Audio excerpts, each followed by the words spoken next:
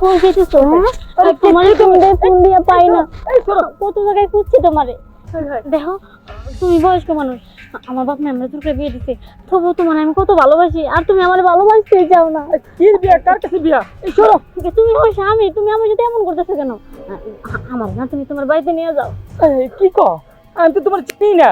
এইসব কি কথাবার্তা কইতেছো? তুমি আমার চিনো না মানে আমি তোমার বউ, বিয়ে করে বউ তোমার, আর তুমি আমার এমন চিনতেছো না?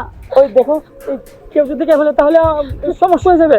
দেখো চলে দে, আর দেখো এই সমস্যা, আমি আমার স্বামীর রাখ না, ছাড়বো না। দেখো আমি তোমার অনেক ভালোবাসি, তোমার ছাড়বো না।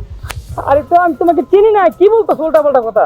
দেখো সব সময় কিন্তু একরকম কথা কাটে না, তুমি আমার চিনো না মানে তুমি আমার বিয়ে করছো না? না আমি বিয়ে করি, আর আমি তোমার সাথে দেবো না, তোমার সাথে নিয়ে যাও আমারে। ছাড়ো। আরে কি ছাড়ো? আরে কি হয়েছে এখানে? এই ওঠো তো, কি ব্যাপার? আপনি ওর গায়ে হাত তুলেন কেন? আপা আর কোয়েন না, এই আমার স্বামী, আমার বাপ মা জোর করে ওনার সাথে আমার বিয়ে দিয়েছে, তারপরে উনি আমার ময়না নিতেছে না, ওনার সাথে আমার নিয়ে যায় না। দেখেন দেখেন দেখেন, বিশ্বাস করুন। চুপ করেন।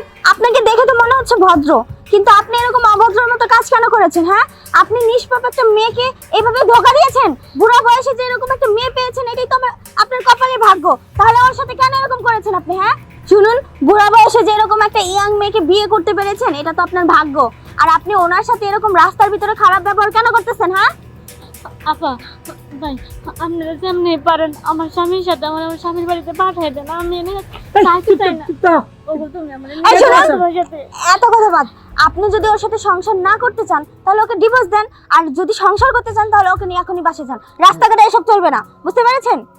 দেখেন, আপনি একজন ভদ্র মানুষ, আমি ওকে চিনি না। কিসের বিয়ে? আমার মিথ্যা কথা কেন বলো? তুমি আমার চিনো না, আমি তোমার বিয়ে করে বউ, তুমি মিথ্যা কথা বলো আচ্ছা, না। আমি যতটুকু জানি একটা মেয়ে তো নিজের সম্মান নিয়ে কখনো মিথ্যা বলবে না, তাই না? রাস্তার ভিতরে আপনাকে স্বামী বলে সে দাবি করতেছে, আর আপনি বলতেছেন ও মিথ্যা কথা বলতেছে।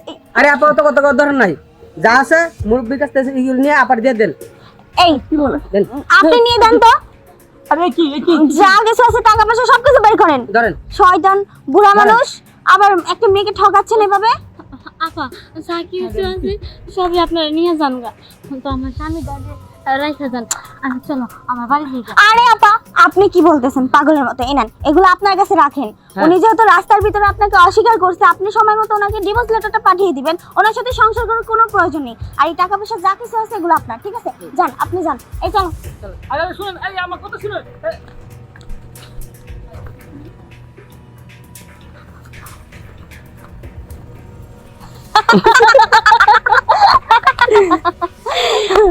যাক, ভালোই হয়েছে। আজকে এমন একটা পাখি পটিয়েছিস না, অনেক টাকা লাভ করেছি আমরা। দেখি তো, টাকার কি ঘ্রাণ। ফোনটাও ভালো, ফোনটাও দামি আছে। এই চুপ থাক, সবাই ভাগ করে নিব। আর শোন, তুই এত বুদ্ধি কোথায় রাখিস রে? এত বুদ্ধি নিয়ে কিভাবে ঘুমাস? আর এখন থেকে নতুন নতুন পাখি ধরার চেষ্টা করবি, ঠিক আছে? কিন্তু নর্মাল পাখি নয়, দামি দামি। একদম ঠিক কথা বলছো, যার মানে বেশি। আর শোন, এখানে এই টাকাগুলো আমরা 3 ভাগ করব। 3 ভাগ করে আমরা 3 জনে নিব, ঠিক আছে? আচ্ছা ঠিক আছে। আর ওই বেটা কপালে হাত দিয়ে কান্না করবে। চল চল চল।